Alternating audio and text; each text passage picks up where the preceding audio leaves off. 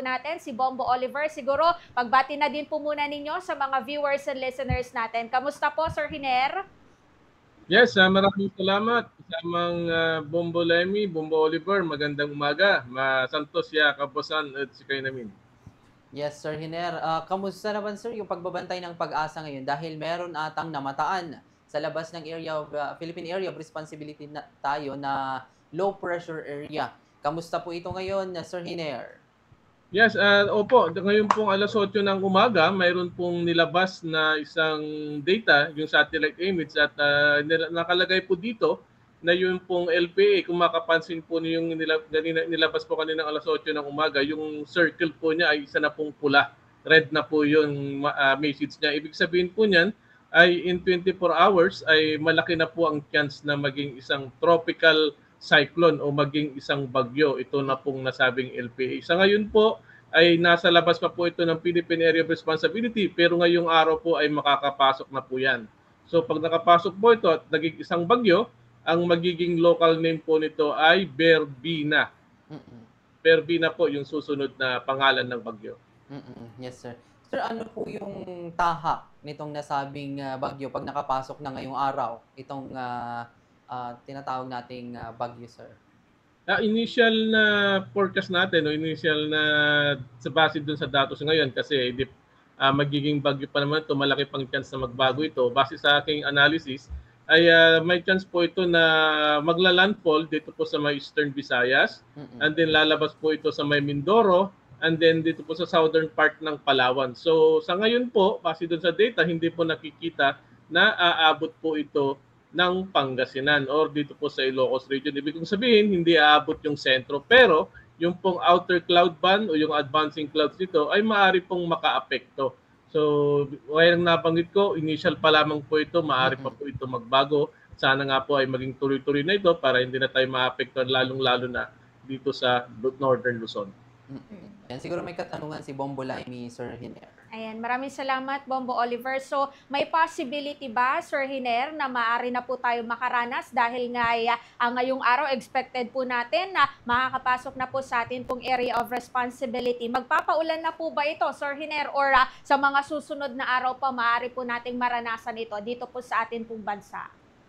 Yung pong weather forecast na nilabas po kaninang alas 4 ng umaga, yung outer cloud band po nitong nasabing LPA ay makaka-apekto na po dito sa Eastern Visayas at sa ibang bahagi po ng Southern Luzon. Ganun din po sa northern part ng Mindanao. Yun po yung advancing clouds o outer cloud band nitong LPA.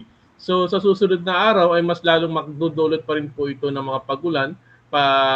Palapit na po yan, so may chance po na magkakaroon na pong pagulan, lalong-lalo na dito sa Eastern Visayas, Northern Mindanao. Pero dito po sa Ilocos region, kasama na po ang Pangasinan, protektado po tayo ng amihan. May chance po na lalakas po ito, pero hindi po ibig sabihin na hindi na po makaka-apekto itong outer cloud band. Ang sinasabi ko lang, yung sentro ng nasabing bagyo ay maaring hindi na aabot dito po sa Pangasinan. Ganun pa man, maging alerto pa rin po tayo at alamin po natin yung latest na update dito po sa bagyo.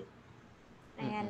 Sir Hiner, kung sakali man po na ito po ay mabuo na, at talagang maging bagyo na dito po sa atin pong area of responsibility, ano ang pangalan na pwede pong abangan na ito po mga kababayan po natin, Sir Hiner? Opo, ang susunod po na bagyo pagkatapos po ng bagyong si Uwan ay si Berbina. Letter B as in victory and then B as in boy. So Berbina po yung susunod na pangalan. Sa datos po na nakuha natin ngayon, may chance po na hindi na po ito aabot o kasing lakas ni Uwan. Maaring baka maging tropical storm lamang po ito. Kaya bro, yun nga lang, maaga pa lamang po ito. Yun po yung initial na assessment ko at ganoon din po sa mga kasamahan ko doon sa Weather Division. Yun po yung nakikita nila na maaring hindi na kasing lakas ng mga naunang bagyo. Yes, sir. Sir, mga ilang araw magtatagal sa Philippine Area of Responsibility natin itong nasabing bagyo kung talagang mabuo na itong bagyong ito, sir? Sa ngayon po, Biyernes po ngayon, inaasahan po na magiging bagyo in 24 hours. So by next week, either Martes o Miyerkules, baka makalabas na po ito sa Philippine Area of Responsibility. Depende po sa ipapakitang galaw nito. Kung mabilis ito, maaaring mga 2 hanggang 3 araw ay baka makalabas na po ito. Pero pag mabagal naman, kung lalong-lalo na kung may weather system dito sa may West Philippine Sea, so yun yung magpapabagal. Yun po yung may monitor natin. Baka mayroong ibang system dyan na maaaring magpabagal dito. So, umpisa ngayon po, base sa datos ngayon, may mga nakikita po tayo na maaaring mga 2 hanggang 3 araw bago ito makalabas ng Philippine Area of Responsibility.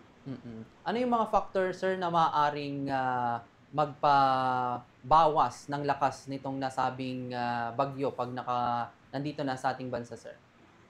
Una sa pinakaayaw na ayaw ng bagyo o nagpapahina sa bagyo ay yung temperatura sa dagat.